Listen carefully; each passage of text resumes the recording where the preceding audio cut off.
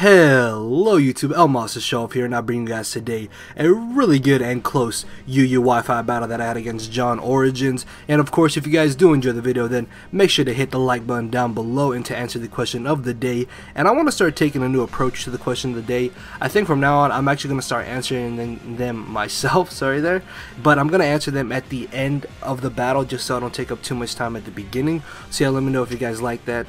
And the question of the day will be on your screen right now. So looking at team preview going into this match, the biggest threat I saw on John's team was easily going to be that Hydreigon, just because if it does turn out to be Life Orb 3 attacks with Roost, it's definitely going to be putting in a lot of work to my team. So I'm going to be leading off with my Scarf Manshou, thinking that he would lead off with his Hydreigon, but he actually ends up leading off with the Rotom. Now, fearing that this Rotom could be max defense, max HP, I do not want to stay in, go for a high jump kick, have it live, and then burn me with Will-O-Wisp. So I switched directly into my Swampert, as he actually ends up going straight for the Volt Switch, and is going to end up hard switching directly into his Blastoise, as I do decide to go for my Stealth Rocks. Now, the switch in the Blastoise was very obvious. Even though, yes, I did go for Stealth Rocks, my thought process was to go for Rocks. As he goes for the Rapid Spin, I get a free switch into my own Hydreigon, which he has no switch into. As he does end up going for the Rapid Spin, I'm going to go ahead and go for a plus special attack nature stabbed Draco Meteor, and I'm gonna be able to OHKO this Blastoise because I get a crit. Believe it or not, that crit did actually matter, although I don't really know what he would have gone for in return, but this does now allow him to get a free switch into his own Hydreigon, which is really bad for me because I have to choose something on my team to basically be foddered off. As I bring in my Crobat, I get pretty lucky and I skillfully dodge the Draco Meteor. As it turns out that he is scarfed, he's able to outspeed me and get off a huge amount of damage on my Crobat. Thankfully, I do just barely live, allowing me to go for the U-turn, and now I can go ahead and bring in my Scarf Manshou, which is indeed faster than Scarf Hydreigon, and I'm in a situation where I can either go for a high jump kick or I can go for U-turn. Ultimately, I decided to go for U-turn because he has Zygarde. Now, Zygarde is a very bulky Pokemon, and if I did decide to go for a high jump kick, that would give him a free switch into Zygarde, allowing him to go for a possible substitute or coil, and then I could miss high jump kick and it could go really bad for me.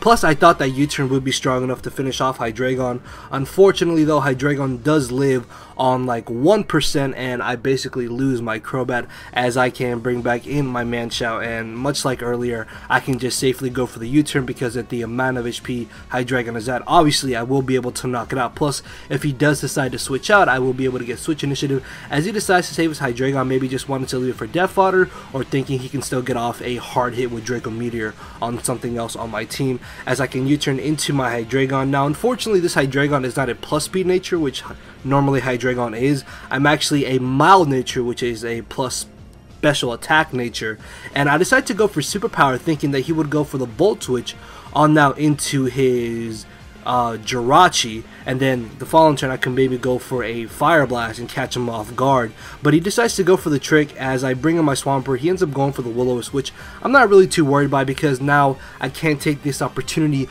to just get on my Stealth Rocks, hoping that he wouldn't switch directly into his Hydreigon, which thankfully he doesn't, because now I'm going to be able to get up my rocks, ensuring that Hydreigon will be knocked out next time he does try to switch in, as he ends up getting a crit with the Overheat. In the long run of the battle, I'm not too sure how much that crit might have actually mattered. You guys can be the judge of that, but at the time of the battle, I was like, okay, if you got a crit, it's not that big of a deal, it's fine. And I'm basically in a situation where I can't just safely go for a Scald, as he actually makes a pretty nice play, and he goes for the trick, knowing that he was a -2 special attack. Overheat obviously wouldn't have done that much damage, and by tricking me the Life Orb, I'm going to end up taking Life Orb damage and burn damage, thus weakening my Swampert extremely low to the point where I really have no more use for it, because it's not going to live any hit. It doesn't outspeed anything else on his team, so I really have no other choice but to leave it in, basically for death fodder on his Mega Beedrill. And on the off chance that maybe he wanted to go for Protect for whatever reason, I decided to go for the roar, but John does just straight up go for the poison jab, as he is going to be able to finish me off. Maybe I might have been able to live the poison jab if he didn't get a crit with the overheat, but then again, he does have U-turn, and he most likely has either knockoff or drill run, which probably wouldn't have been able to finish me off. As I bring in my man-shao, I'm not going to go for high jump kick because I know protect is very common on Mega Beedrill, so I decided to go for the U-turn.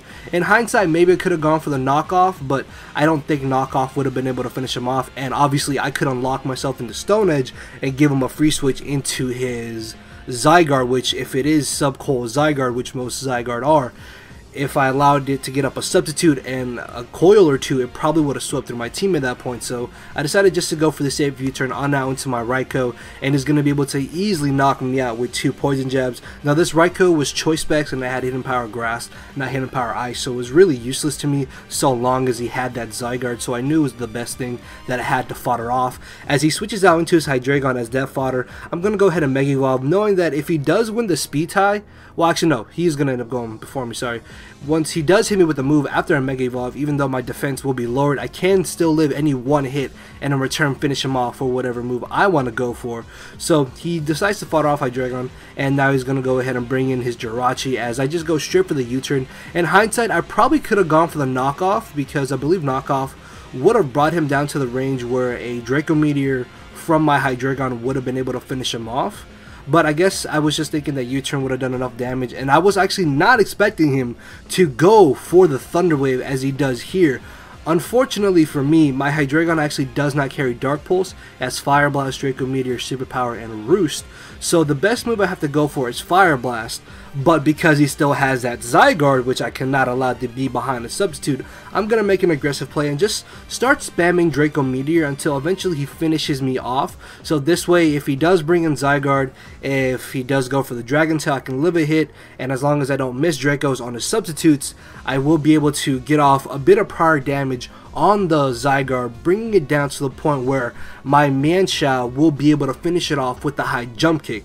So that's what I was really thinking right here, but after a couple turns of me just Draco Meteoring, I ultimately decided to switch into my Mega Beedrill just because I can still save Hydreigon if he does knock out my Beedrill. My Hydreigon is going to be faster than the Zygarde because Dragon Tail does have minus priority, and Earthquake obviously does not affect me, so I can just still start spamming Draco Meteor. Plus, it speeds up the process of me trying to lose something on my team, because at this point, the only real thing I needed my Mega Beedrill for was to get off damage on the Zygarde, or just to fodder it off to his Beedrill or to this Jirachi. As he does end up going for the Iron Head, I do just barely live, and in return I will be able to easily outspeed this Jirachi and finish him off with a knockoff. And if he does want to bring in his own Beedrill, it does end up coming up to a speed tie, which if he wins it, he knocks me out. If I win it, I knock him out. So he's going to be forced to bring in Zygarde, and now I can U-turn out from the Zygarde into my Hydreigon and then win the match with high jump kick from Man-Shao.